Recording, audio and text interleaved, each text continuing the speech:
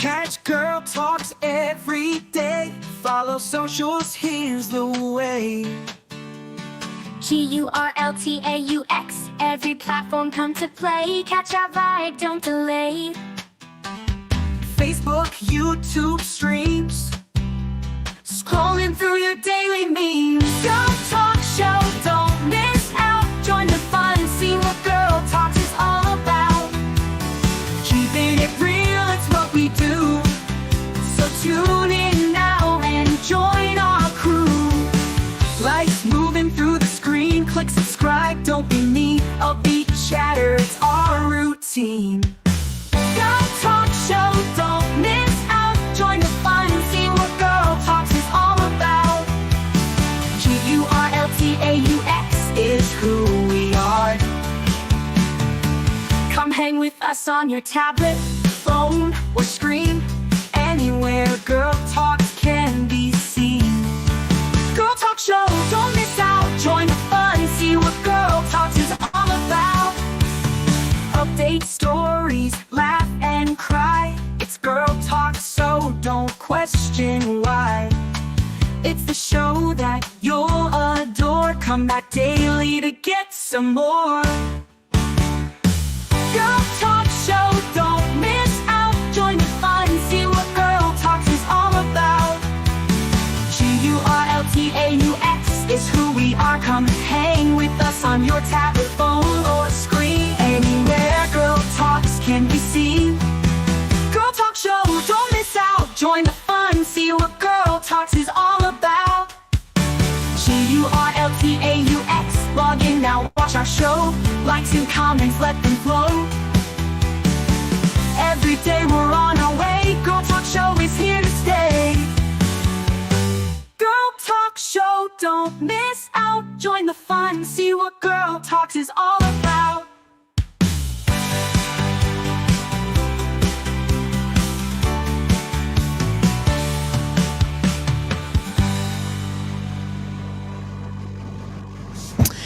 Hello, hello, hello. How's everybody doing today? How's everybody doing today?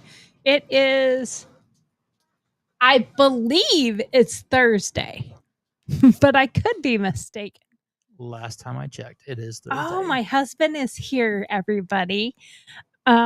Steve came. You know why Steve is here? Does anybody want to know why Steve is here? Does Steve want to know why Steve is here? Why is Steve here? Does anybody want to know why Steve is here? I'm going to give you a hint. The reason why Steve is here is I had a bunch of men in the house today, and they were giving me lap dances, and Whatever. he's wondering where all the dollar bills went. Yeah, if you're going to sit there and have them in there, they better be paying you. No, I was paying them.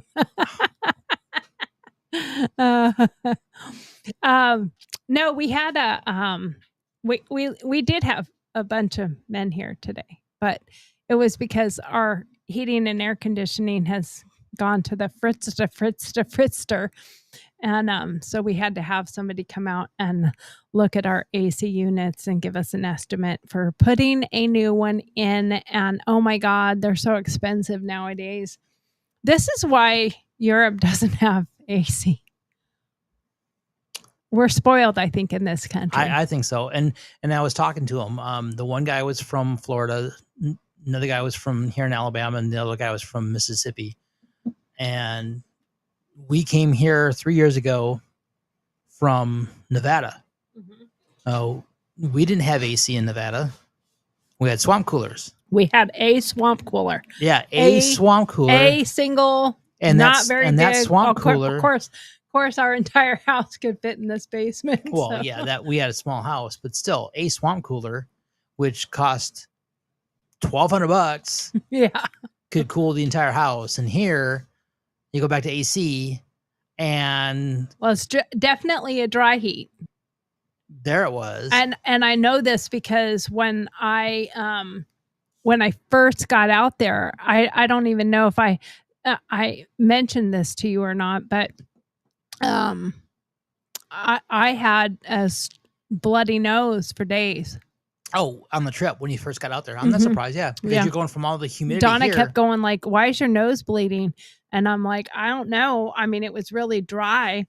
And Yep. and I ended up buying a really good like lip balm thing, Yeah. but I didn't buy it for my lips. I bought it and I rub my finger on it and shove it up my nose and Just try to like go trying to and keep keep things- some kind of yeah. moisture on my nose because I've gotten used to this weather out here. Right.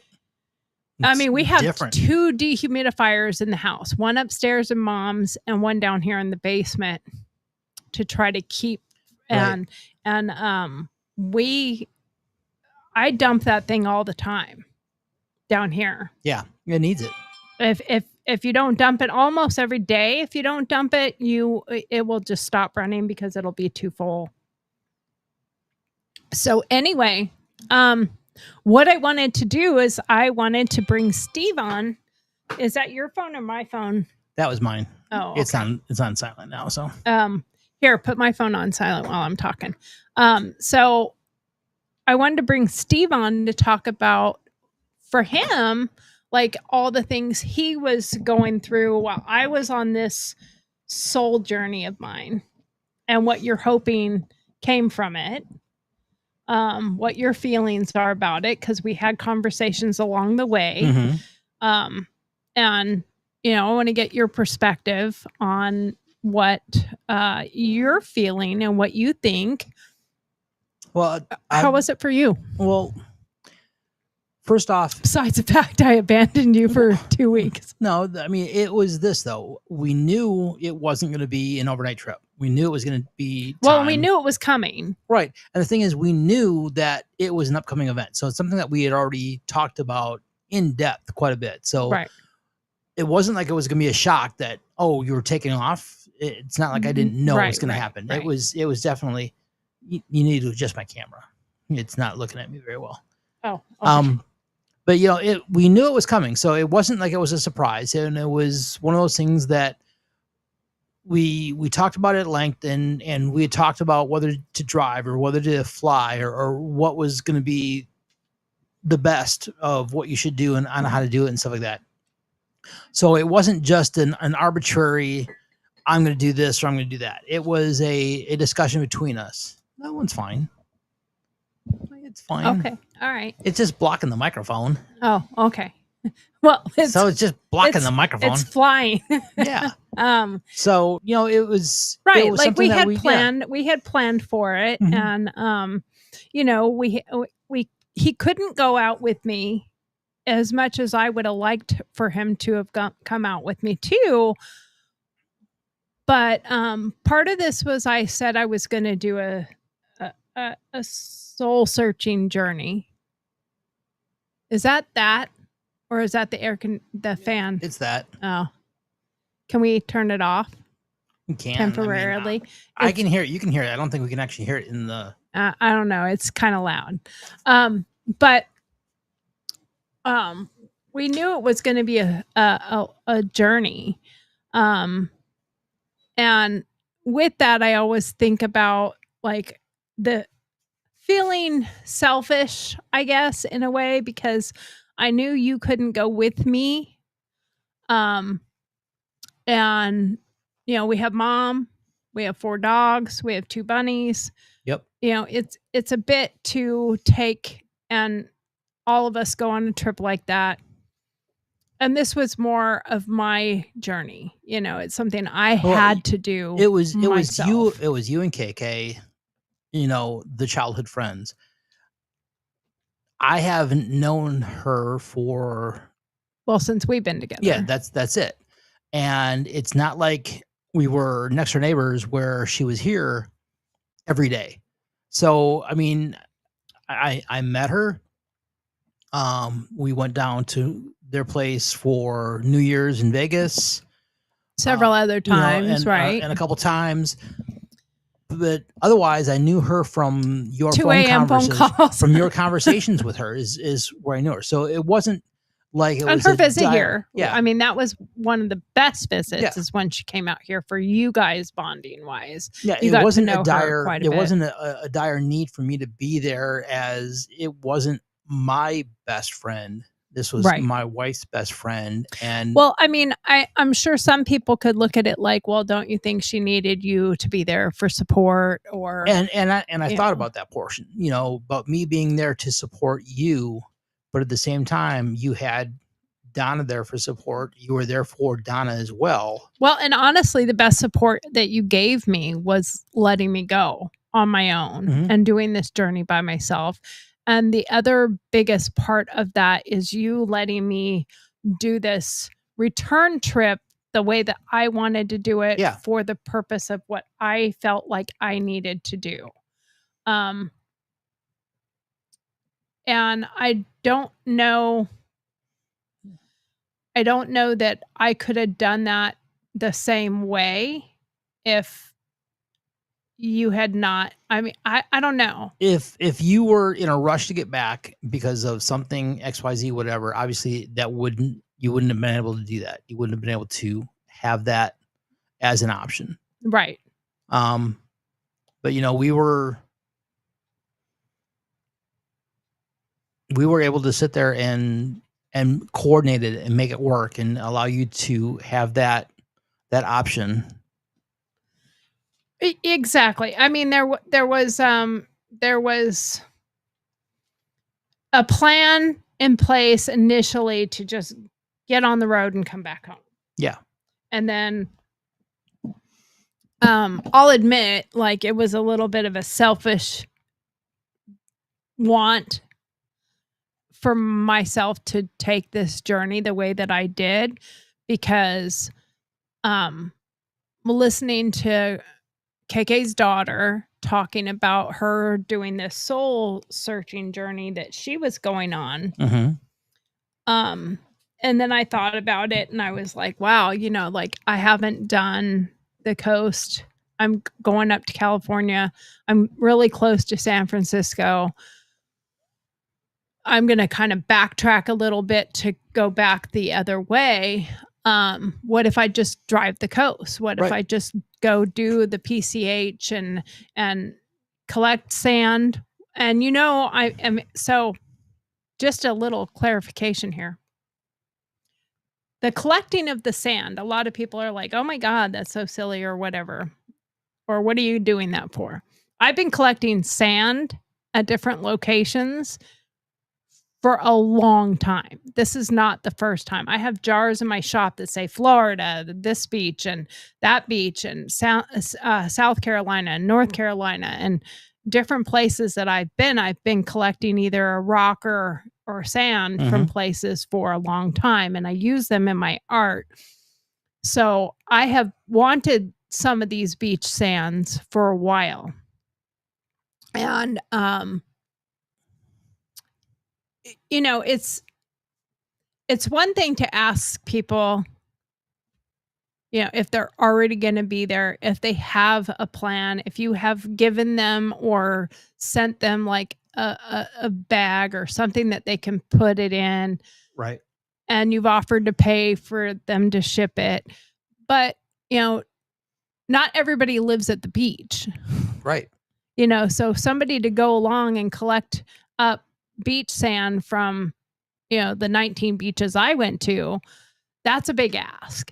Right. And it's, that typical thing. Oh, you're from California. Are you from you've seen Hollywood and you've seen all the stars? And it's like, no, we were in Northern California. Right. Is that type We're of from thing? like Tahoe, Yeah. Reno, Or you're from Nevada. Are you from Las Vegas? No. Oh, do you go to Vegas all the time? Right. So no, it's like the an same 8-hour thing. drive to go to Vegas. Just because people that are in California doesn't mean they're going to be at the beach and be able to get that stuff for you. So you had an opportunity of a lifetime to take that time, make the trip, go down the PCH, make those stops, make those connections back to your school, go and I to had nobody, the restaurant, go to, you were able to make those pieces because you were fortunate to not be in a rush. Well, and even when we're not in a rush, I do know that you're like, let's let's move forward. Right. So all the days, how many days did you call me and talk to me? And I go, guess where I am right now? And you're like, I don't know where you started. Right. Because I would be back where I started, or I backtracked again. And oh, it was only here. So I went back that way. And then I went back even more. And it's like, I didn't make any headway for like a day and a half. Right. Even though I had made headway, I backtracked again, and then I backtracked again, and then, oh, wait, I'm going to go over here.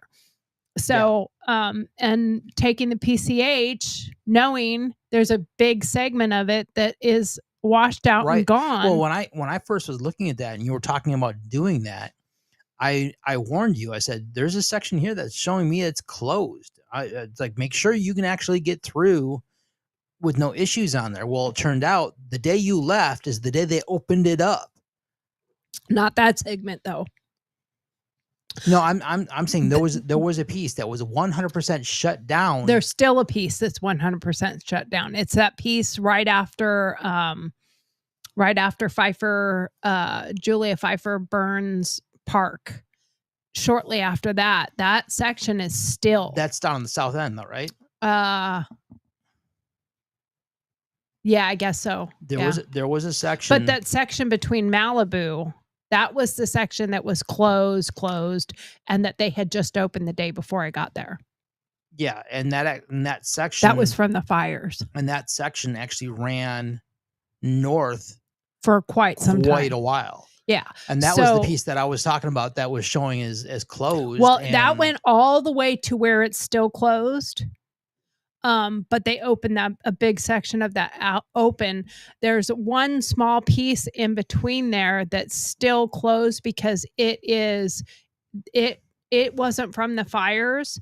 It got flooded out and it took the whole section of the road. Well, that's typical. You know, you have the rains after the fires, and now you don't have the ground covered to hold things in place. And, so that's still lose a lot. That's still out.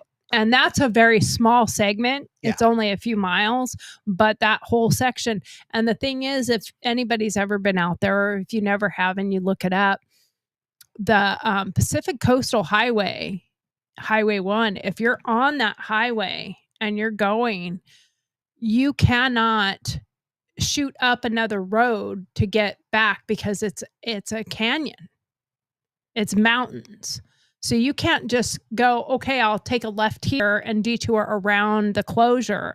No, you have to get back on the road and literally drive the exact same road. It's a one-way in and a one-way out. You have to go back the way you started. Mm-hmm. For me, it was like 33 miles. Now it spans like 600 and something miles, but that section to get back to a road that could get you over to the 101 is like 35 miles. So I think being by myself also gave me that mental freedom of saying, "Ooh, I want to stop here." Yeah, you didn't have to coordinate with anybody. You didn't have to discuss it with anybody. You didn't have to agree on it. You were able to actually fully control what stops you made, where you made them, how you made them, why you made them. You can do all of that completely on your own. So that's a huge piece. And I could go, like if it was you and I, we would have to negotiate. And it's all fair. It's like, hey, I really would like to go there. Now I have to admit, 99.9% of the time, I get what I want because you are such a thoughtful, giving, caring person. But when it comes to driving and road trips, you're not a big detour person. No, I'm not. I'll admit. And I will say a lot of that is because 90% of the time when you and I are on a trip together, we have a specific destination in mind that we have to get to because there's something for us to do when we get there. But even when we don't, even when we do, you don't have there's something in your brain that doesn't allow for deviations. Right. Like if you have a destination, this is where we're going. The deviations are potty stops and gas, and that's it. Right. There is no, hey, this says there's a such and such over here. It's like, and was that on the plan? Right. And that a lot of that also comes back to okay, did we plan for this? Was there the people, are we meeting somebody at the other end? Did they have a timeline that we were telling them that we were going to be there? Are we going to get there late and be disruptive? You know, it's after 10 o'clock at night. Absolutely. Now, I Those are do the things, agree and 100% with that. but that's where I'm at 90% of the time. You weren't worried about that. But even when we don't have those stipulations, you just tend to just navigate back to, we have a goal. We have a destination in Yeah. mind, Very often. and the meandering, so to speak, that I tend to want to do. Like, you would have been okay with going to the craft show, but 5 minutes in, you'd be like, did you find what you want? We got to go. Right. Like, we're ready to go. Yeah. You wouldn't have been like, okay, it's fine that you're just meandering around and talking to people. And, you know, I didn't tell you this, but one of the booths there, and maybe I did tell you, but one of the booths at that stand was from Lake Tahoe. Yeah, you mentioned that, yeah. But what I didn't mention is Catherine worked for them, Kristen's sister. Oh, wow, okay. She worked for them at their bakery. Hi, Catherine. And they said, oh, because they knew who they were. And Gotcha, okay. as soon as I said who I was going there for, and they said, oh, wow. And they asked about Catherine, and I said, yeah. And they said, is she still a baker? I said, actually, yeah, she is in Hawaii. And so that was kind of cool. It was like a little out of the blue, somebody that actually knew that family that I ran into in Morro Bay at an art craft fair that you're not expecting to run into. Absolutely. Now, I did have to buy something from them, and I'm not going to shout them out, but they make basically similar things that I make, like charms, and some of the things I make that are the charms and stuff made with UV resin and a necklace or whatever. So I did buy something from them. I bought a heart, one to patronize them, but they're from Tahoe. Yeah. I would have preferred for them to have something Tahoe shaped, but they didn't. So I went with a heart. And but I wanted to support their business. I love supporting local businesses. I love supporting especially local artists. I think I've converted you to doing the same. I prefer to do that a lot of times. I mean, you didn't before. Before it wasn't about that. It was about expedience. Expedience and is it a known brand? Not like a designer brand, but is it a known company? Is it something that can back itself up? You know, if something goes wrong with it, you know, I can return it to this company.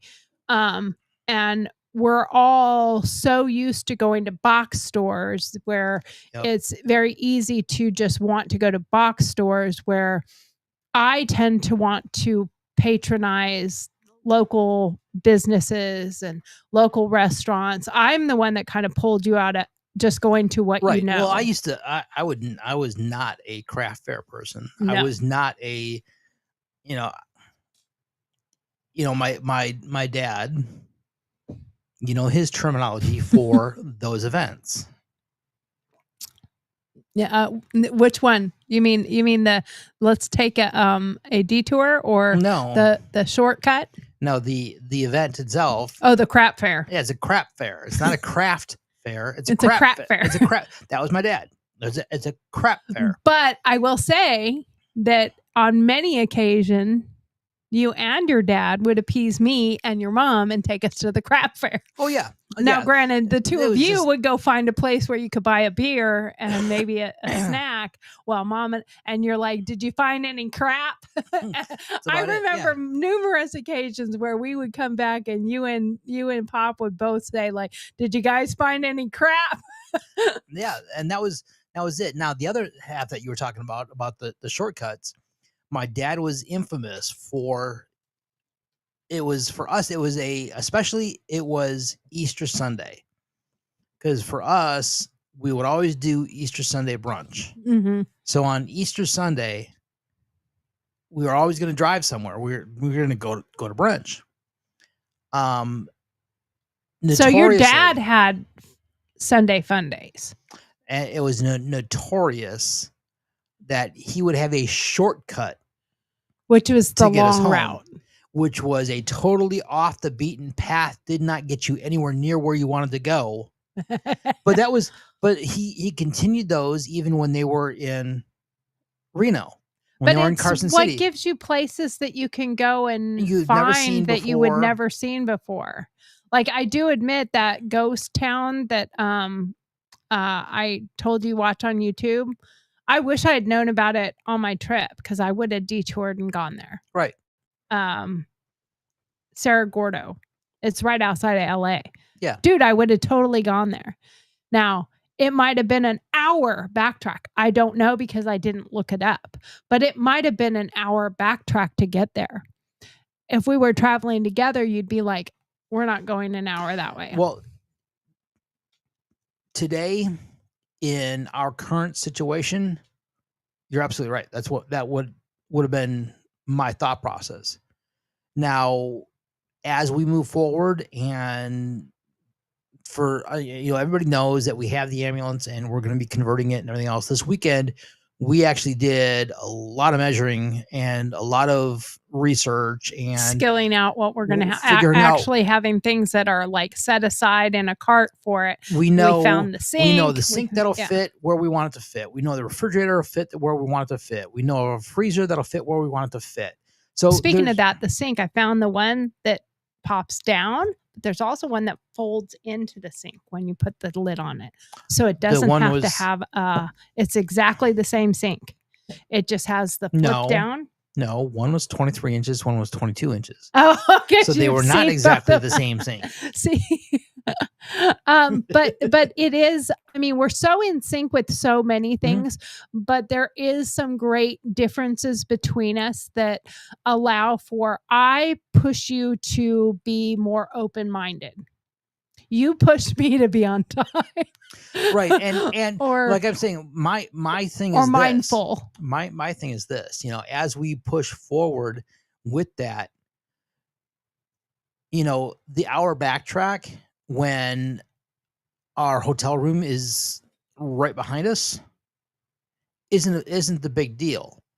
It's not like we have to get somewhere to find a hotel and check in, and how long is it going to take? And he does not like my off the seat of my pants. I don't have a destination hotel planned and prepared.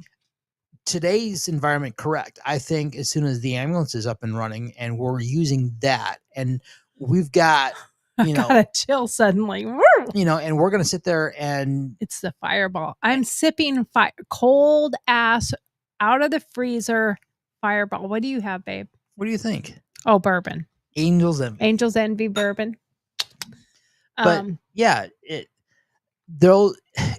a whole, I'm drinking a little fire and sugar. He's drinking gasoline. It's definitely a little bit of a different mindset. Well, especially once we get to a point where you're retired. I mean, we know it's going to be at least 3 years, 3.5 years till you get retired. And we can't take off till you retire. But the main thing is, if we can sit there and, okay, we've talked it, I don't know how many hundreds of times. We need to go to Dollywood. Right. Well, that's not very far from here. Once the ambulance is up and running. It was voted the #1 amusement park just recently. I'm not surprised. But it's one of those things where it's like,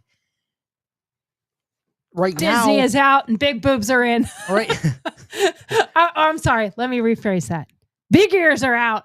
Big boobs are in. There you go.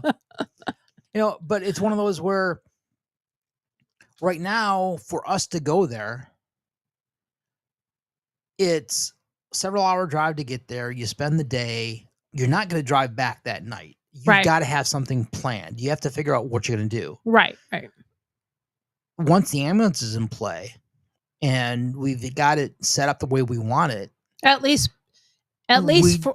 getting certain stages of it ready, where we have the potty part. You get the drive there. Get a bed of some sort. Yep. And comfort to drive there. Yeah. it's not that big a deal to go. Right.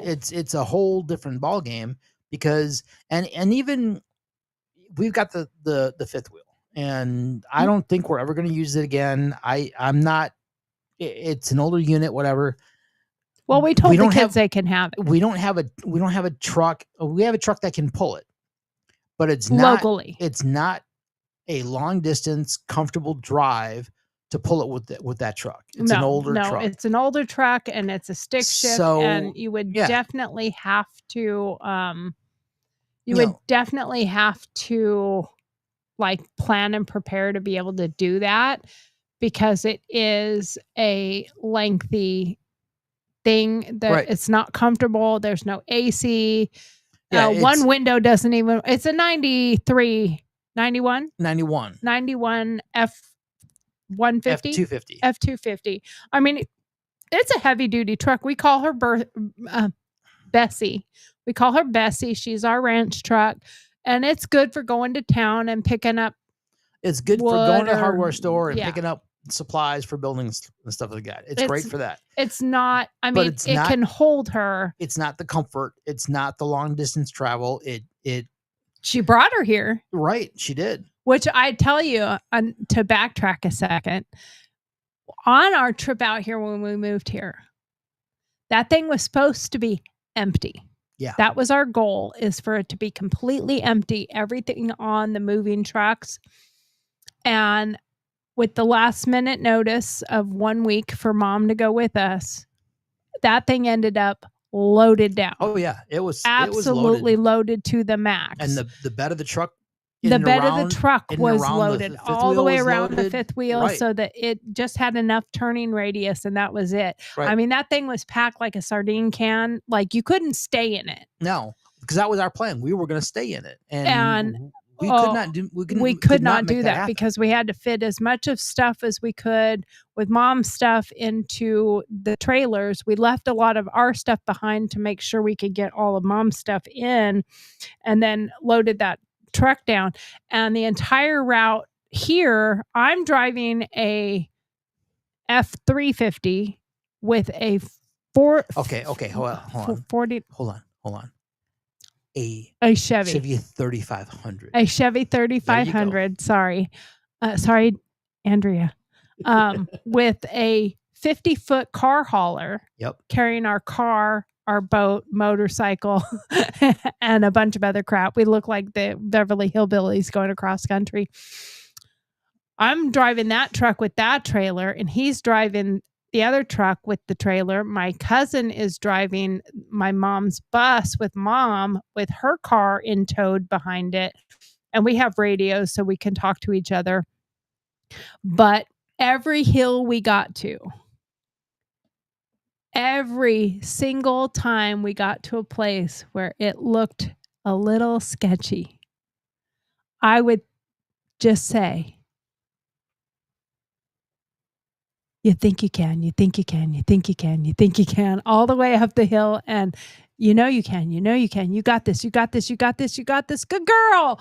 And Steve would, I'm sure he was saying something very similar in the cab of his truck, but never Out loud. not one time did I say out loud, nor did he say out loud, I don't know if she's going to make it. Right. Because we didn't want to put that into the universe. Right. I mean, I think we had a fear that if we said it out loud, she would hear it. Right. I mean, that thing's got twin tanks on it. One I think is 12 gallons. The other one's 14 gallons. So we had, 26 gallons worth of fuel in that thing. It's a gas truck. It's got a big, Oh my God. big Ford, And it's a 91, Ford so 460. it didn't pass the gas station. Right. Big Ford 460 in it.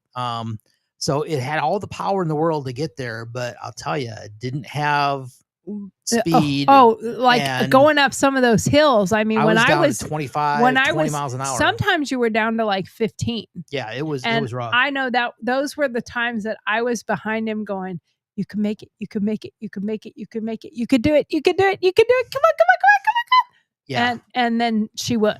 Yeah, she'd get to the top of the hill and it was just like relief. It was almost like she farted as she got to the top Yeah, to give her the wind it to was go just the rest relief of the way. that she made it to the top. Yeah, for sure. So like I said, so there's differences in that travel and that plan versus what we would do together. And like I said, I'm one of those that I like having a good solid, okay, we're going to go here and we're going to stop for the night at this place. And Well, and you're not a night man. You're no, not a night owl like I am. I can drive at 2 a.m. and I'm okay. yeah, I Steve can is like I can drive at 3 a.m, but When- after I just woke up. when he woke up, and he can drive till like 9 o'clock at night. But about 9:15, Take me 9:30, he's 3 a.m. his to eyes 9 are closing. 3 a.m. to 9 o'clock at night, I'm good. But you try Funny to thing, get our the- new car will tell you your eyes are closing. yeah, our new car will actually tell you you're not paying attention to the road. No, it will literally say eyes closed identified. Yeah, it's Not just that you're not paying attention Yeah. to the road, just that I identified that your eyes are closed, sir. You need to open your eyes. Yeah, It's like, that- holy cow, that the technology is something to be that's pretty interesting. yeah, it's pretty interesting. It's pretty cool. But again, like this trip, I think there's things that I did on this trip that I talked to you about, like spending time with Shane and Mhm. actually getting to sit down with And him that and made talk me some things that made out me very happy that you were able to do that. and find some forgiveness and find some grace. I think one of the things that is hard to talk about, but he's like, it took me until now to realize you were a child. You were 17. You were not like, you go and you think somebody who's got kids. I'm 54 now, and people go like, "Oh my God, I can't believe you've done this and this and this and this, and you have kids this age and da da da." Yeah, but it's because I started being an adult. I mean, a full ass adult, not necessarily responsible, not necessarily a good adult, but I started being an adult at 16 and a half years old. Right. So at that age, I know now that I wasn't an adult. I was not old enough to know, comprehend, and do the things that I should do as somebody who's in their mid-20s, 30s, Mhm. having their first child. Right. Their plans are in place. Shane is 20, 20. 30. What is he now? 1988. Don't make me do math. You're the mathematician. I'm not at work. I'm not at work. 88. So we're coming up on 28. So that's 30, 36, 37, 36. 36. So 36 years old, him and his wife just had their first child.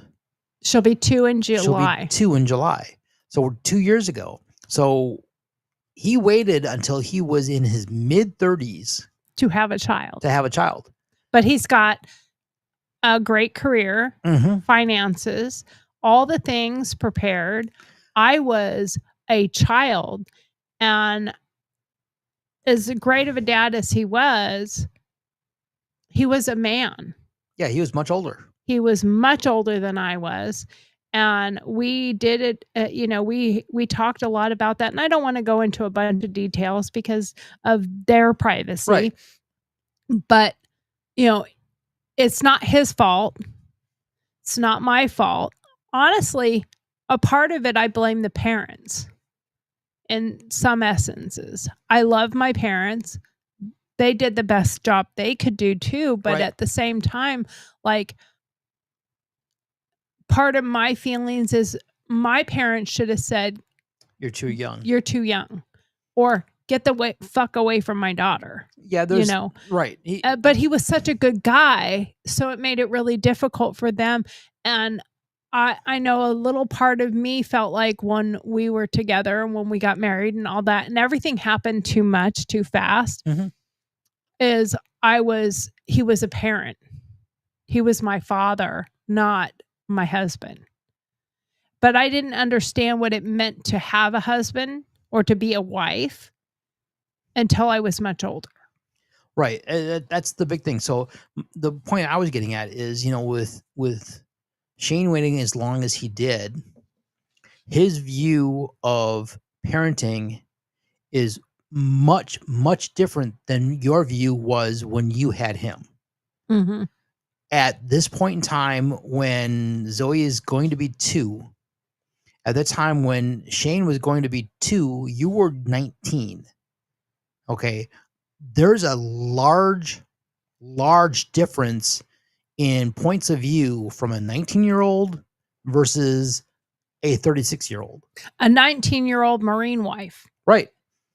19-year-old Marine wife who spent a lot of time on my own. Wasn't thinking about the career because you were married to a Marine. I never went to at that point I hadn't even finished high school. Yeah, you weren't worried about, what career were you going to follow? Like, I was so dumb and so stupid as a teenager that when I found out I was pregnant, I dropped out of school like weeks before graduation.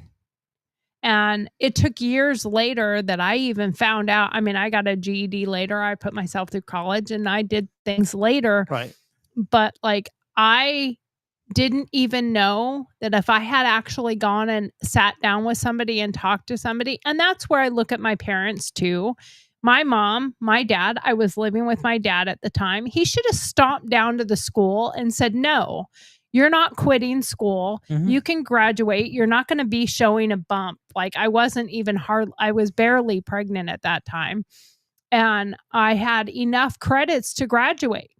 I didn't even know that because I had honors and I had all this other stuff. And I was smart. Like, I was one of the smartest. I could sleep. Stop.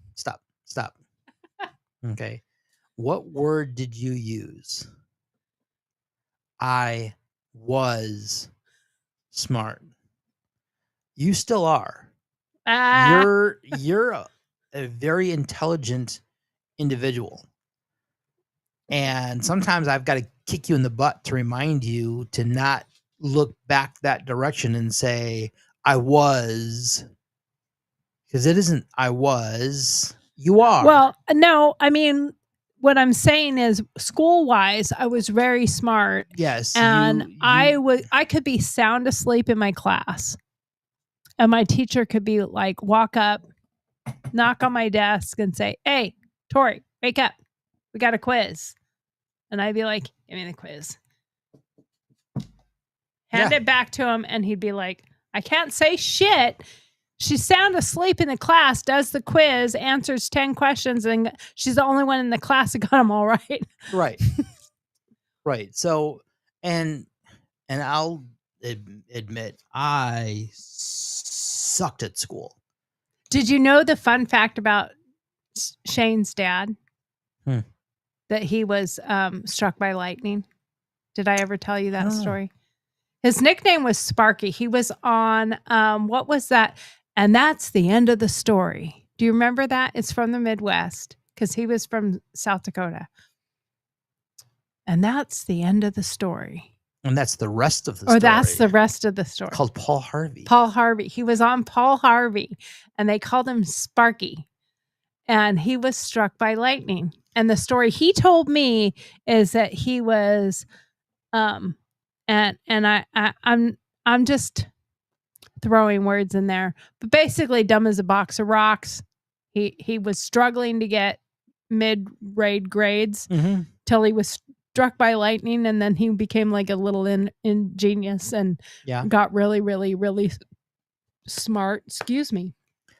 Sammy, I 100% agree. She does indeed be smart. Absolutely. I totally agree with that. You do indeed be smart. And on top of that, like you said, you wouldn't know half of what you know if it wasn't for your mom. I mean, your your mom has done a lot of things and did most of them on her own because there was no one else there to do it for her. There was no one else there to push her to do a lot of things. And you've even said, Sam, that in some ways, when I came along, I kind of actually stunted her progress because I have always wanted to do things for her, where if I didn't do some of the things for her, it would force her to do them herself. And she could possibly be in a better position than she is now.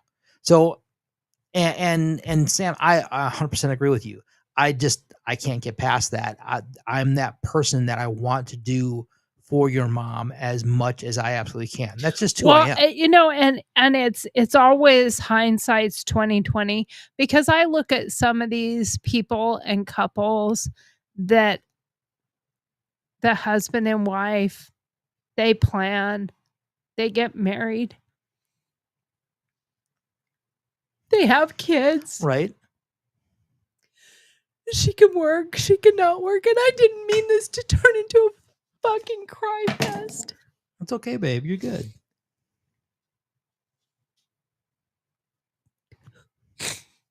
But sometimes we're dealt the hands we're dealt. Right. And I can say I have jealousy for those things. Because I wish I had known you. I wish we had gotten together, made a plan, had our children, raised them together. We would have been great parents together. Because the person you are and the person I am, we would have connected all the time. Right. Whether we would have found each other is a different story, but we would have been great parents together. And we would have been able to be those parents that our kids could look back at and say, you're what emulate a beautiful marriage. Right. Because we would have stuck through. I mean, we've gone from living in a house, in a duplex, to his parents together, to another house, to a tent city that we made, to an RV, to a house, to this house. So we've gone through a lot of trials and tribulations. And I look at it like, man, if you can make it through all that, you're an idiot if you can't make it together. Right. And the big thing is, you know, we've said it before, you know, we complement each other. You're very artistic. That's not me. Well, you know, and we also have that rule that I don't make it pretty. I make it functional. And I hope my kids have the same rule. The rule that you can't come down when I'm down. Absolutely not. That is one of our biggest rules, is we can't come down together. Yeah, we all can have our moments. We can't both be in a down spot at the same time. Right. We all can have our moments. But if I've already shown the sign that I'm having my moment, and my glasses are all dirty, but if I'm showing that I'm having a down time, a down moment, you cannot come down with me. You have to build me up, pick me up, and pull me out of the ashes. Right. And if you're having that down moment or that down time, because we all have it. Yeah. Anybody who says they don't go through depression or feeling bad about themselves or the woe is me moments. It's a degree difference. Right. But it's not a absolute never type thing. But if you come down with your partner, that's when you see couples that are doing drugs together. Yeah. Because they bring each other down they're both instead down, of somebody lifting the other one they're up. Both down. They're both looking for an escape. And it doesn't you have to pull the other person out of the shallows. You know, you have to pull that person up and out, you know, and so that brings me to part of this discussion is, you know, I've never been the person succumb to addictions. I've never done drugs. Been accused of it many a time, but I've never done drugs. Don't know what they are like. I have tried marijuana like 3, 4, 5 times maybe in my life. I know twice before I went into the military, and I knew exactly when I did those. And then once or twice after, and then once or twice since we've been together, just because. When I was with Well, Roberta. I was gonna say down in Arizona. I remember, when we were down there. So yeah. I didn't like it. Didn't like how it made me feel. Don't like when it makes me feel out of my control, out of my element. And I never tried any other drugs outside of that. Now, for you, you've never done drugs a day in your life. Not No. even marijuana. No. Not no. even a cigarette. He don't smoke, don't drink. What do you do? Well, that's for another Goody topic. two shoes, goody two shoes. I won't say goody two shoes. That's for Okay, another I don't know. conversation. Whatever. Anyways. Okay, we're not talking about speeding. Anyways. No, but what I have done is I had a really severe accident back in 2011, and I was given pain meds, and I'll tell you, I loved them. Mhm. And that scared the hell out of me. So I got away He from them. tells me that all the time. Like when he's really hurt, because he gets prescribed them still. Yeah, I can easily get. When I say, "Do you want a pain pill?" He's like, "Nope, nope." And I we had a don't discussion want about to. it one day, and I said, "Why do you always say you don't want to pay?" Now I think of it from my own perspective, because like I don't like them because I don't like how they make me feel. I don't like feeling wonky. I don't like feeling like I'm a little bit delusional, or like I'm in this Out of little control, cloud, or whatever. out of control, or I don't like, I if I have to, absolutely have to take one, I will take it, and I will do it the way you're told not to. I will take it and down it with some a fireball or something, and go straight to bed. and I go straight to bed, because I don't want to feel how it makes me feel, because I don't like it. It makes me nauseous. It makes me feel really. And one day he was like, "You don't understand. I like how it makes me feel. And I like the right. feeling it gives me. That's why I have to say, no, I Right. cannot And I participate." think for me, that came about where my job has been, I've done a lot of leadership, a lot of supervision, a lot of, analytical work, and a lot of, detail oriented, and it's control.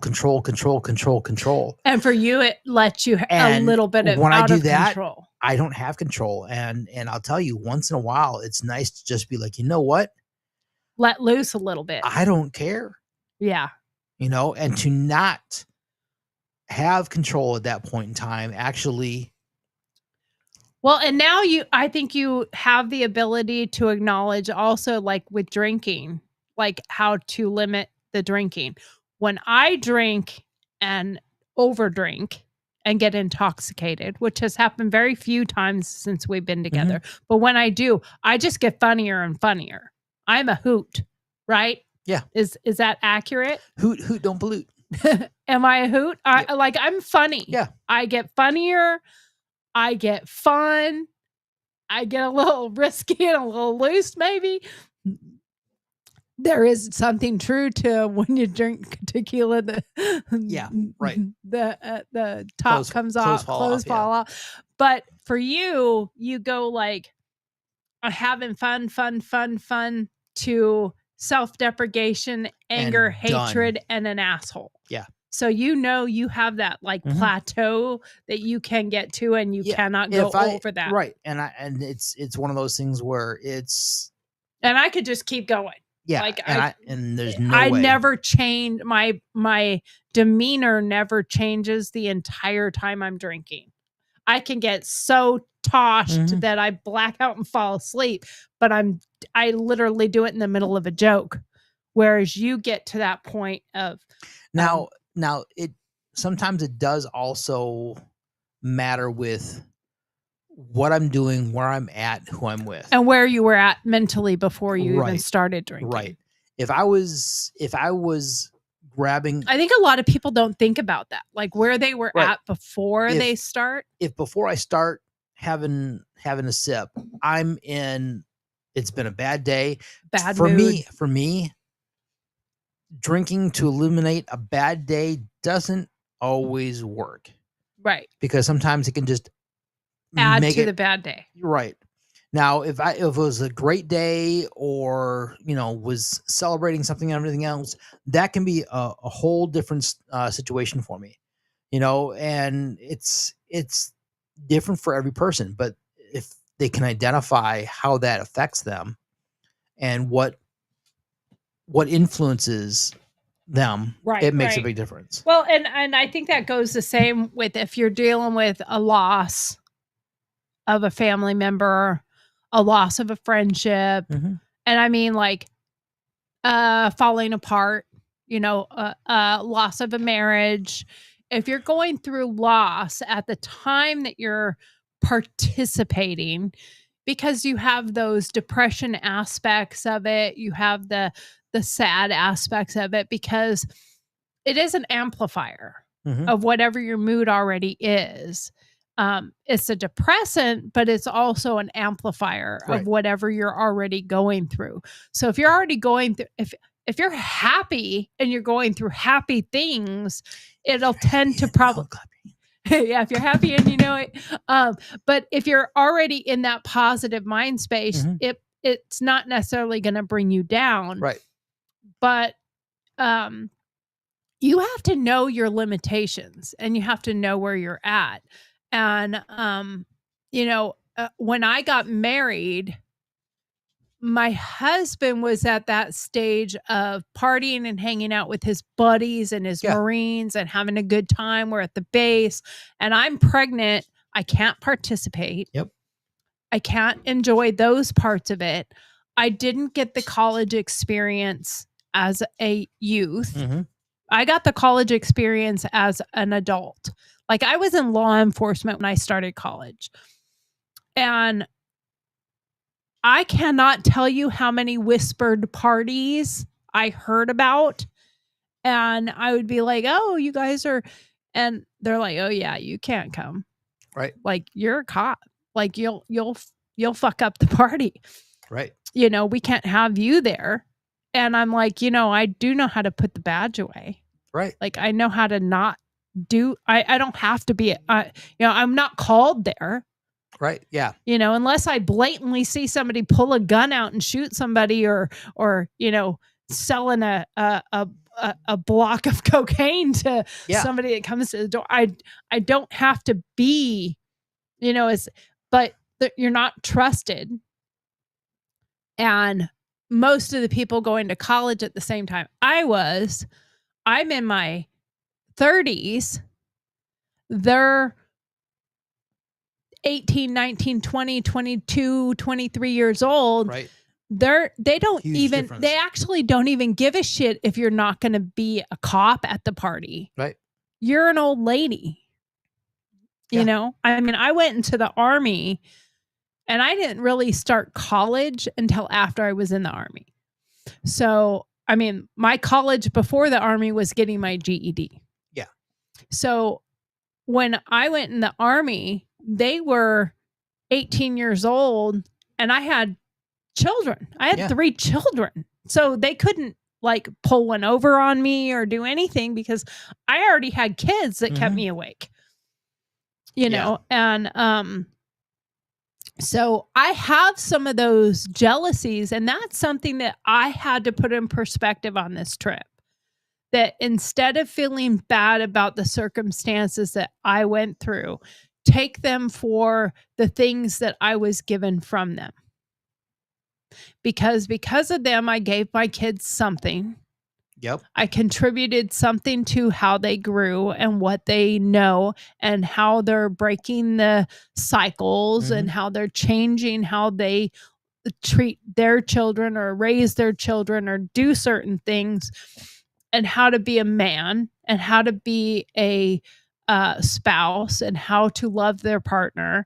And, so I have things that I've contributed, but there is that part that, the envious part of I missed out on something that I was entitled to that I didn't get a chance to do because of circumstances. But at the same time, those circumstances weren't just circumstances, they were choices. Yeah.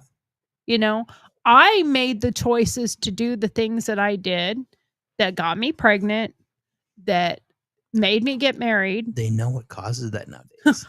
My uncle told me, I'm going to say something funny. Like I don't ever say anything funny. So when I was pregnant the second time, he said, "You know what causes that?" And I said, "Yeah, I do." He goes, "You know, if you put an aspirin between your knees and hold it, it won't happen." I said, "Now you just bend over."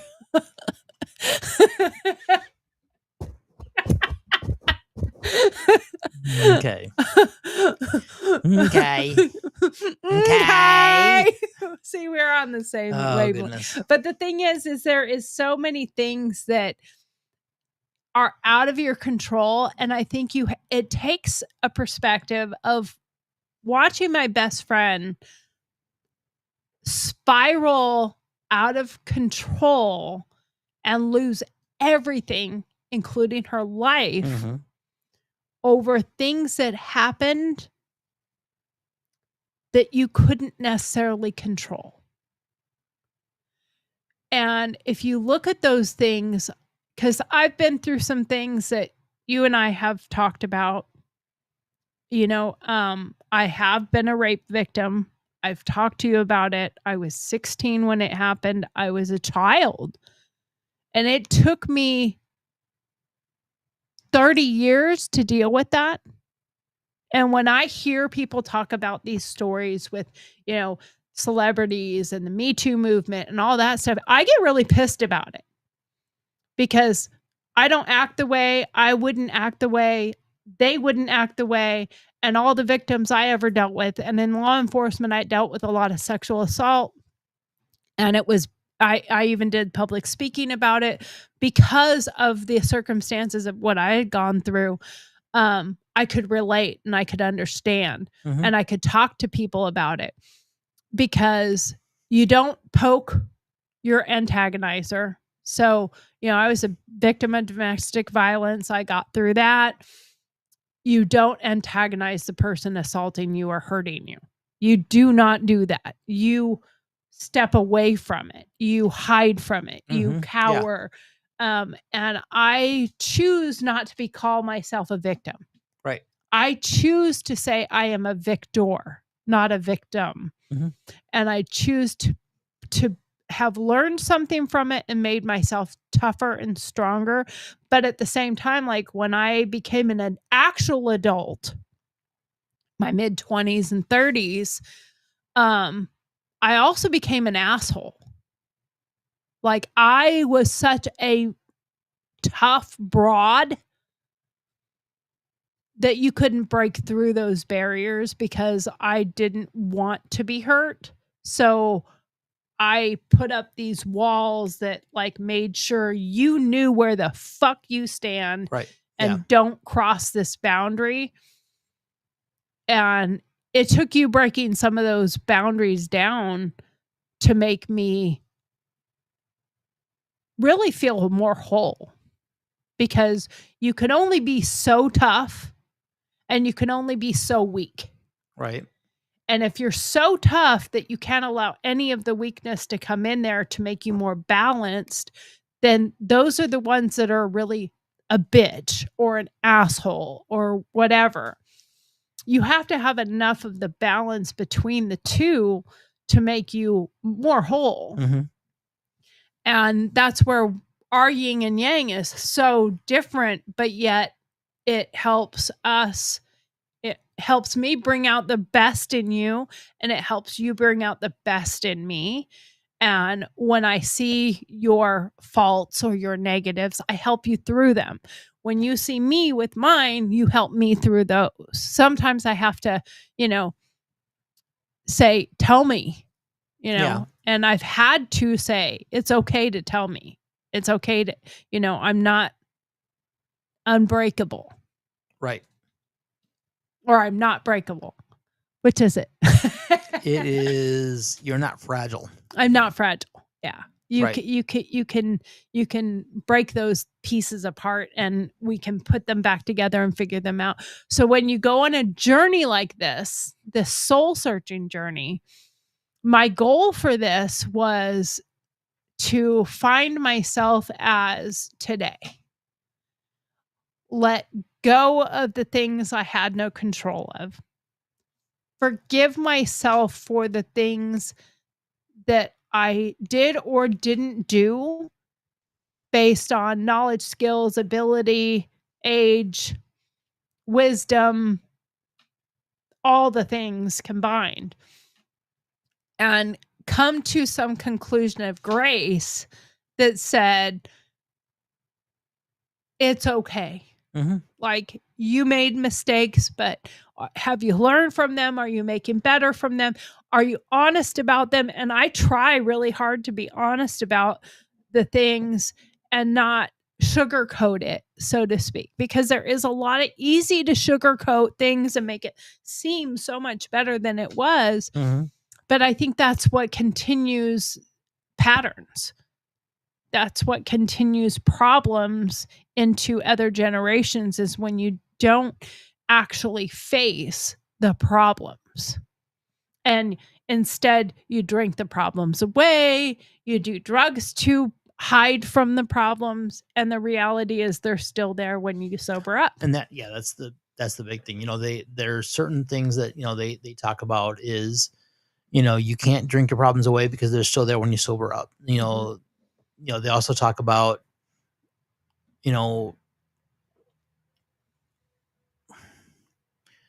people have ideas that if they end themselves, it will save somebody else. Right. And, it is, as they say, it is a permanent solution to a temporary problem. Right. And I will admit, even as we've been together, we've been through that struggle with me, where I felt like I was so worthless that you were better off if I just went away. No one would care if I was gone. And there's times that the only thing that got me through was my dog, not you, not my kids, not grandkids, not anything. My dog got me through it. Right. But then I was able to sit down and talk to you about it. And those are the hard things for people to be honest and talk about and say, I really actually faced this moment where I really, really, truly, in the depths of my soul, felt like I was such a worthless person that I was better off 6 feet deep. And that's not coming from somebody who's dealing with a drug addiction or an alcoholic addiction. I mean, I'll have this glass of Fireball and you'll pour me when again. It'll be a while. It's not a daily thing. Right. It's not a daily thing. I have it every now and then. Sometimes I'll have a glass of wine, but it's what keeps my wine cooler stocked since I don't drink it every day. But because I have been through those things and you've pulled me out of those, and I think it's because I never, honest to God, took the time to spend with myself and look at everything in its perspective, all the roles that were in play, and forgive myself and find some grace. And I never truly did that until this trip. I mean, I've did little bits and pieces and parts. A lot of it was bullshit. I admit 100%, a lot of it was ended up as bullshit. Like, tell you what I think you want to hear so that you'll feel better, so you're not worried about me when you go to work. That kind of thing. How do you feel about all the things that I've spilled out and said over this journey? I think it was definitely a chance for you to find yourself. I think it was a chance for you to just be you and to be able to do what you felt was right at the moment, which is something that, people don't always get that chance. But I wanted to support that. I wanted to let you know that if you needed to take the time, you could do that. If you needed to go somewhere, see something, it wasn't a rush. Right. We were back here. We were fine. You had Charlotte with you, so you had companionship. Yeah, you knew I wasn't alone. Were you worried at all? No, and I think and it's not because I don't care. It's not that. It's Did you have the confidence in me to take care of things? absolutely. I mean, I truly do. I always have that confidence that you can take care of things. You've demonstrated that over and over again. You have that. Well, it would ability. be different probably if this was my first road trip. But this was my first road trip since I got MS. By myself, major road trip. Yeah. I shouldn't say first road trip, but I mean, first major you've road trip. You've done Florida and back. And, I've done short road trips, but nothing to this length. And you've been with me most of the time. Like when we went to Minnesota and got the ambulance, and you've been with me on some of these other trips. Mm-hmm. And Florida wasn't super far. Right. Let's see. What did Samuel say? Sam was just saying that, he's partied with some 18-year-olds while he was 30 and had a blast. It can happen, just not often. And a lot of that is environment. It is I wouldn't know half of what I'd do if it wasn't for you. Thank you, Yep. Sam. I know we said this earlier, but I just wanted to share it. You do indeed be smart. you're right, Sam, that it can, but again, sometimes there's certain things that have to be part of the mix. You have to have, a commonality most of the time. You have to have something in common to where it all works, other than the reason you know each other.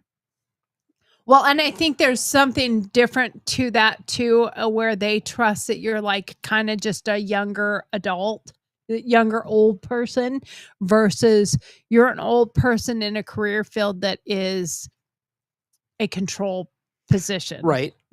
But also, like I was thinking too, one of the things that I can think of, Sam's in a unique position too, because as an 18-year-old being in the military, yeah, he was much older when he went into the Marine Corps. Right, he was almost 30. Right, so grandpa. But you have a commonality with 18-year-olds because you've done some of those things at the same time.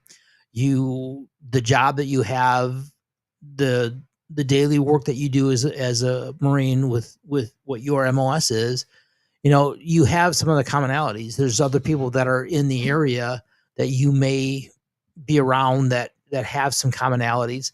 So you're right. I mean, it can happen, Well, and like I hung out and I was able to do some things with people when I was in college, when I was in law enforcement and stuff. It's not that none of it happened, but it was very slim to none. Right. There was more that happened when I was in the military, but at the same time, like in the military, it was like the weirdest thing because I was so much older than everyone else. And just because I was a mom and just because I was older did not necessarily mean I was mature and understood. I really had more of a child mentality because I never had that time of going To to college to and be the being child, that yeah, young adult, makes that sense. teenager that graduated from high school and got to go off to college and have their party days. I was doing my party days when I was in my 30s. I still haven't done my party days. I never did in high school. You didn't even in the Marine Corps? No. Nope. I don't know. We've partied some pretty hardy. But it was in, but it, again, it was much older than life, you know. Right. My first duty station was Okinawa, Japan. And that was probably the most that I had of that freedom to do what you wanted, when you wanted, how you wanted, all that other stuff. I got back from Japan and was in Southern California, and in 6 months I was married. Right. So right. I graduated So high you school. can understand a lot of the similarities to Yeah, what I say when I feel like I was thrust into this adulthood Mhm. when I was still a child. Like I didn't understand what I was supposed to understand. Right. And I think that's what some people don't really comprehend. You know, it was sitting there. Now 90% of the visit with Shane was with me and Shane. Kate went to bed, but before Kate went to bed, she's like, I just now really comprehended how young you were. Mhm. Like, and we don't talk about it enough in society about how much we don't know that we don't know. Mhm. You know, when you are a child, and I mean 13 to 25, you are still a child. Like you might be an adult. You might be in the military. You might be allowed to legally shoot a gun and kill somebody and go to war and be in combat and all that stuff, but you're still a child. You still have not lived and had to make Monumental decisions. right. And a lot of the decisions are, yes, you have decisions you can make, but quite often it's based off of a choice. You can do A, B, or C. That's it. Well, It's and it not. was like- It's not a wide open. You know, you go off to college. You decide: am I going to go to class or am I not going to go to class? Am I going to go get food? Am I not going to go get food? Am I going to get drunk or am I going to go do something stupid? Right. Am I going to or go not? get drunk with my friends? Am I going to what? You know, the decision process is a lot less in that it's very self-serving. Right. Well, and let me go back to that and say, you know, I've heard lots of people say that you need to go to college because you need to be able to show that you can dedicate yourself to a purpose and you need to show that you can finish. Okay, I get that. But at the same time, I look at this. Okay, I think going in the military shows that too. Right. Because you finished. But the difference can be this, okay?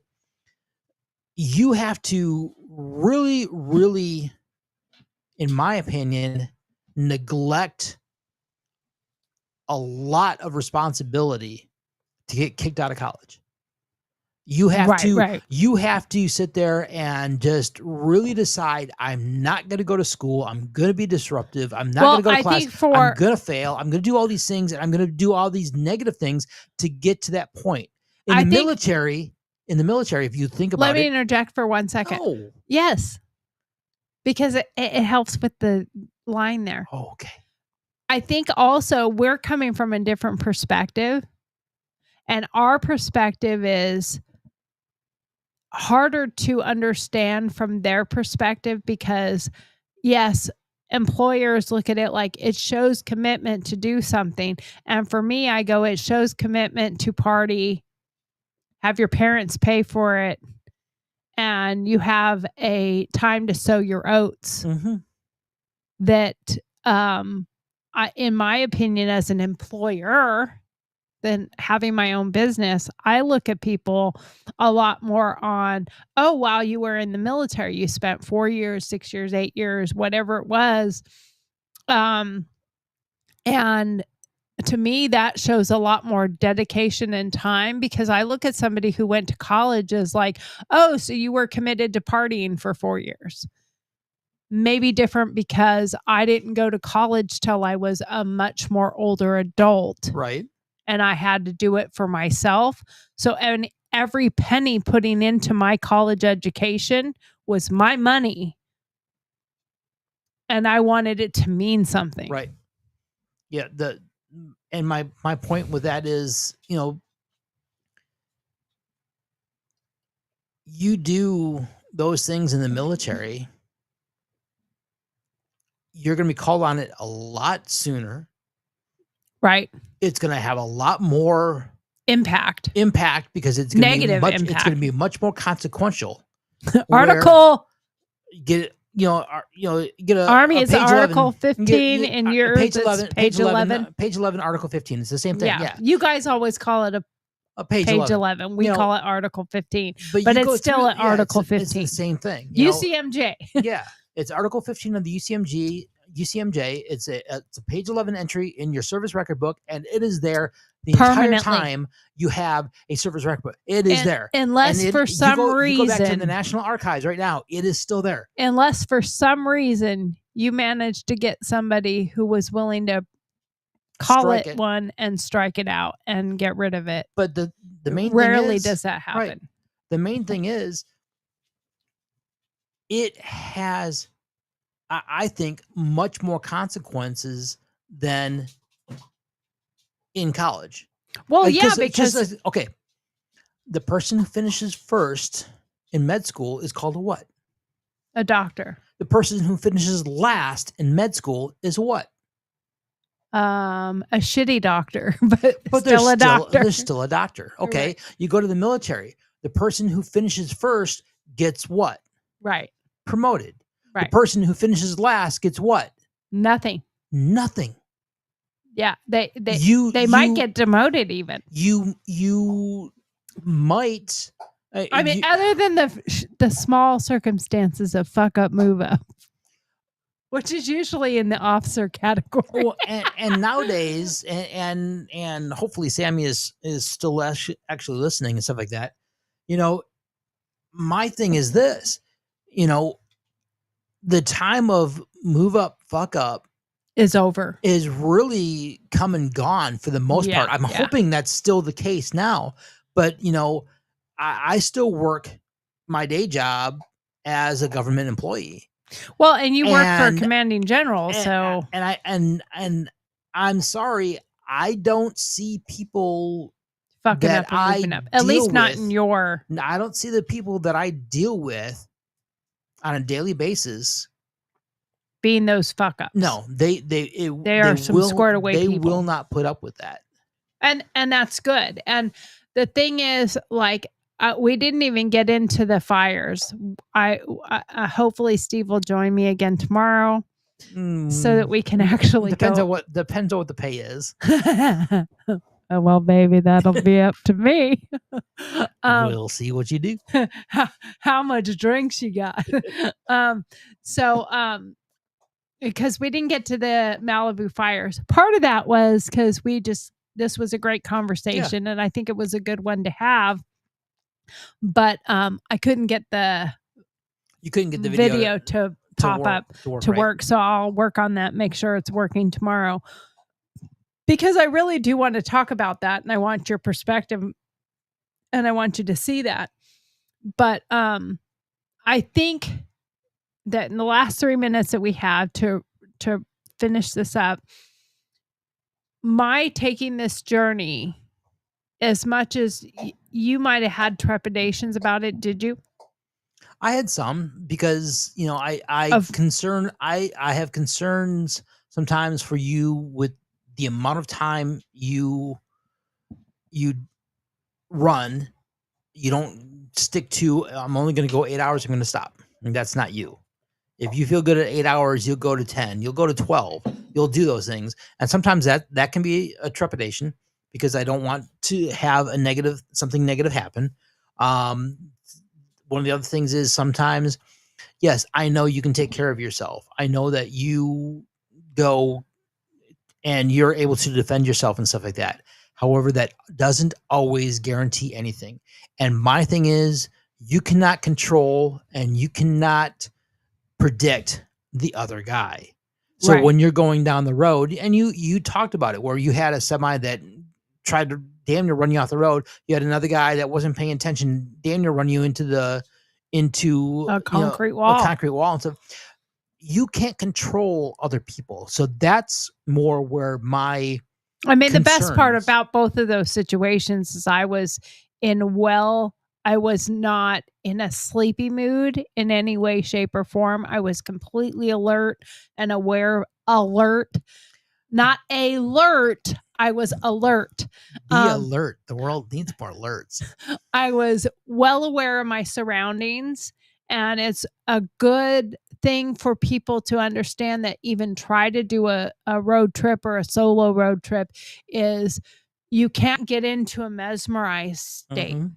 Like, I will put on a podcast that has my interest to keep me paying attention, because it also helps you pay attention to the road. If you just listen to the same mundane music, after a while, it starts just going like this, and you start to get tired. I'm too poor to pay attention. That's what you always say. I know I do. And then you go buy an ambulance. Oh wait, that was my mom. I went and picked it up. But the thing is like the trepidations that you feel. I had trepidations before I took the trip. I don't know if you knew I had those. Yeah, I could sense that you weren't as gung ho as you had been In the for past. other trips. Yeah, because this was the first time I've done a major road trip by myself Mhm.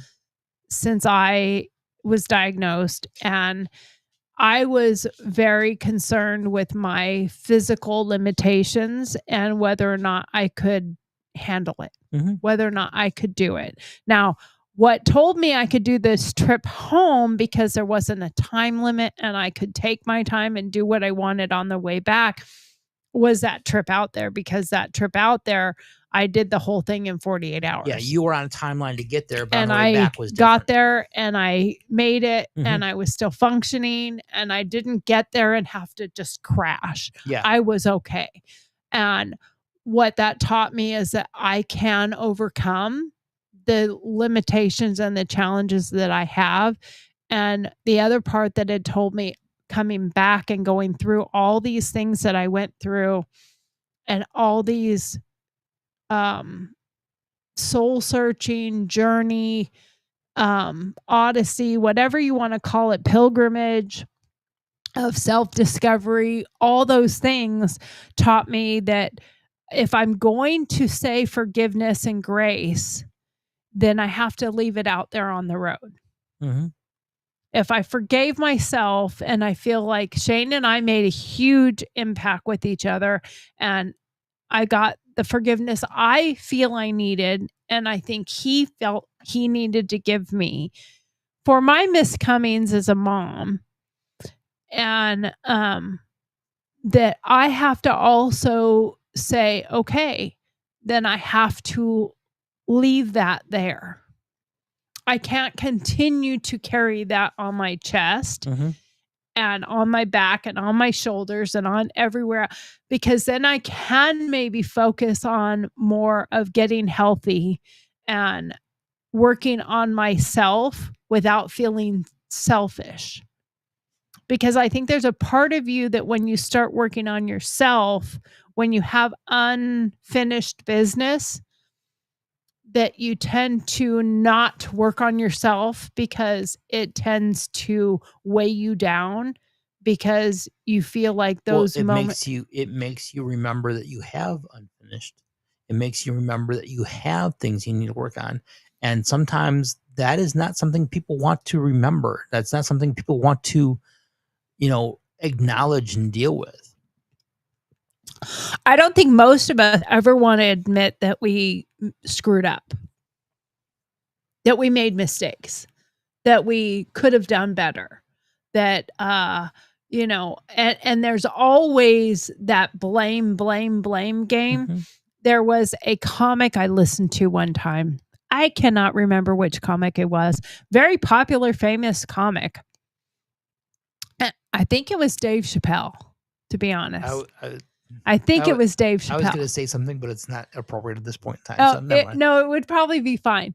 But it was him saying, I just want to hear, because you always hear the guy that says, oh, my daddy beat me. My mama did this. Mhm. My daddy did this. I was molested. I was raped. I had all these problems happen. I just want the person that comes out and goes, my mama was great. My daddy was great. My family was great. I was raised great. I'm just a shithead. You've been here for an hour. That's not the same joke. Or I the same know. comedian, for the love of God. That But one was that's- black and this one was a fat white guy. But that's what You're popped in the into my totally head. different But ballgame. I said that's what popped into my That head. always, I think that one always pops into your head about everything. But that is true. Mhm. Like sometimes it is partially your parents, but sometimes it's a combination of things. Yeah. Sometimes it's choices you make. Like you got married very young and had kids very young, and circumstances that put you in a position that you didn't necessarily choose as far as divorce goes and stuff like that. And I didn't necessarily choose, but I was in those positions. And ultimately it comes down to, but I was the mom. Mhm. And when you have those feelings of regret and feelings of remorse and internal hatred for the choices that you made, that now at 54, I know a whole lot better than I did at 17. Yeah. And I certainly could sit down with the 17-year-old me and say, listen, girl, don't do this, do this, do this, don't do that, do this, don't Mhm. do that. That's good, don't do that. Don't go here, don't go there. That person you thought was good is not good. Don't trust this person. I was way too trusting. And I believed too much because I was too young and too stupid to even comprehend that they were bullshitting me. Mhm. Because I didn't have a bullshit meter yet. I didn't get my bullshit meter till I was in my 30s. Right. Because I think you get your bullshit meter when you're in college. That's the part of college that I think you do gain. Or maybe early military. Yeah, maybe. Yeah. I didn't learn the bullshit meter till I was well into my 30s.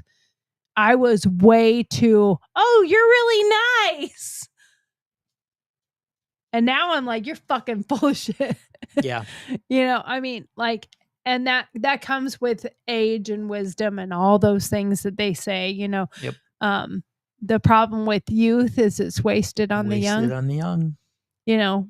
With wisdom comes death. I know that's not what the saying goes, but There's only 3 guarantees in life. what's that? Actually, is it 3 or is it 2? I thought it was 2. 2. Death and taxes. Death and taxes. Yeah, I was like, what's the third one? Somebody tell me what the third one is. Yeah, no, there's only 2. Yeah, but that's the reality of it is like it's easy to judge yourself now. And even for kids out there, I want you to think about this. For you kids out there, it's easy to judge your sorry. My glasses are talking. It's easy to judge your parents based on your knowledge today. But you may not know what your parent was going through back then. Does that make any sense at all? It does, because if you judge what your parents did. Say you're 20 years old. You judge your parents on what they did 20 years ago when you were born at the age of 20. Or if you're 25 and they were 17, 18, 19. You have no idea what they were going through 20 years ago. Right. You have no idea where they were mentally 20 years ago. Mentally, you physically, have no idea financially, where they were emotionally. Right. Developmentally, because developmentally. Again, you're talking about those pieces. And again, it's a huge difference. It's almost like apples and oranges. Well, look at this way here, okay? We're both in our 50s. So 20 years ago, when we were in our 30s. Oh my God, that sounds horrible. If our kids were just being born. Right. What a difference it would have made it. That would be a huge difference than the fact that in reality, our kids weren't born 20 years ago. No. Our kids were born 30 years ago. And plus. So there's a huge difference in where we were 30 years ago versus 20 years ago. Right. I mean, if you and I had, for all intents and purposes, gone the path that other people say is the right path, gone to college, maybe you still went in the military, but we met each other mid-20s, dated. This bug won't leave me alone. Got engaged, got married in our early 30s, late 20s, spent a couple years, traveling, being in the military, going to places, going to see Europe, and hey, let's do a duty overseas. And then finally said, okay, I think I'm ready to have children now. And then had 1 or 2 children at that pace and had the financial means to, you stay home and I will work, or I've already got my college degree. I can work from home because there's at home work. It would be such a different atmosphere than it was for somebody who is from the 80s that didn't have those same things. And so you can't judge a person by your personal circumstances when you don't understand what theirs were. Exactly.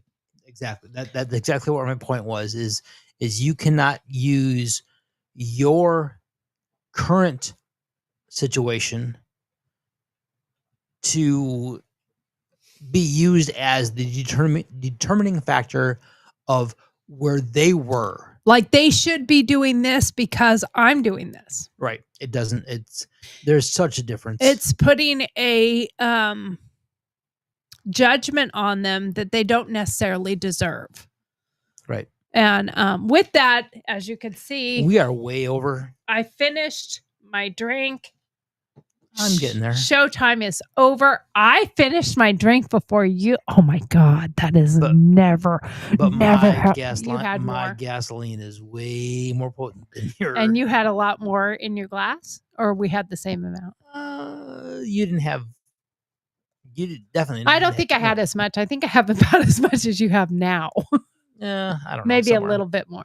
Anyway, that is the end of our show. I hope you enjoyed it. I do try to be honest and real. And if you like this and you like the show, and it's getting better and better as we go. But again, my name is Tori. I am the host of GurlTauX, and I try to keep it as honest and real as I can. Sometimes I talk politics. I will get into that next week. I'm not talking any politics this week. We're going over all these trip things. Tomorrow we will talk about Malibu and the fires and a few other things that go with that. And we'll finish up the rest of this part of the conversation. Steve is going to join me again tomorrow. Right, Steve? Maybe. No, he's going to be here tomorrow. Depends on payment. Do you hear this crap? Anyway, we'll be back tomorrow to talk about Malibu fires. And I know he'll be back because he's really interested in knowing about the fires and seeing the videos and pictures I have of the fires. And he doesn't get to see them unless he participates. That's the way it is. The same thing that I told the air. I mean, we'll talk about that maybe tomorrow too. But the air conditioner guys, I said, when you come back and install it, no dancing, no pay. So they got to dance for my mom. Give her a thrill. If they don't, I ain't paying them. That's just the way it is. I'm probably going to have Steve stop and get her some $1 bills so she can put some in their shorts. give her a little kick. But anyway, I am here Monday through Friday, 5 o'clock Central Standard Time. That is 5 p.m. Central Standard Time. Again, I want to thank you all for being here. Thank you for your comments. And I did not do a Dear Margaret segment tonight. I will do one tomorrow. But remember, if you do have a Dear Margaret question, email it to dearmarg, DEARMARG @GurlTauX.com, GurlTauX. If you have a question for me, if you want to help contribute to the show, email me at Tori, TORI, @GurlTauX.com. I appreciate you being here. Don't forget to like, subscribe, and ring that bell so that you know when the show is going to be on. I appreciate it. See you tomorrow. Have a great night. Thank you so much for being here. And Steve, I do want to say thank you for being here. I appreciate it. You're welcome. And don't tell me whatever the pay is. You get paid every now and then. Love you. Thank you.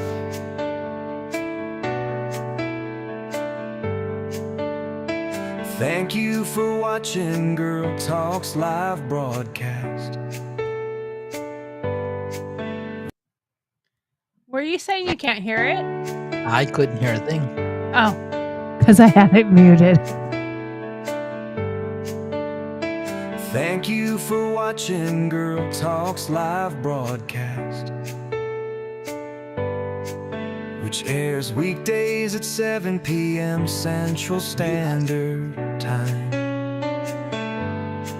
Don't forget to send in your Dear Margaret questions. Then join us for our opinion-based answers. We love having you. Thanks for taking the time to be with us tonight.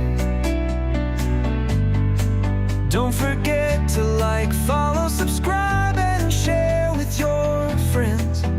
We'll see you tomorrow. Good night.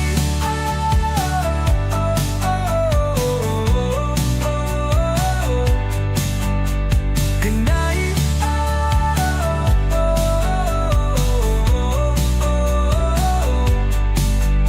Good night. Thank you. Good night. 5 p.m. Central Standard Time. Have a great night. Thank you so much.